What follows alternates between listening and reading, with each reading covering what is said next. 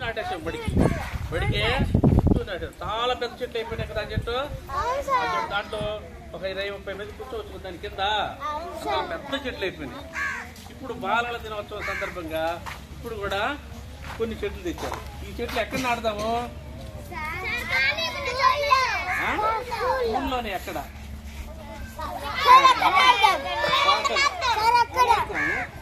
ఇంతకు ముందు మనం అక్కడ నాటిన చెట్లు పెట్టేస్తారు కదా. ఇప్పుడు ఎక్కడ నాటుదాం? ఇక్కడ నాటుదామా? నువ్వేనా? అసలు ఈ అమ్మాయి చెప్పింది ఇక్కడ నాటుదాం. అక్కడ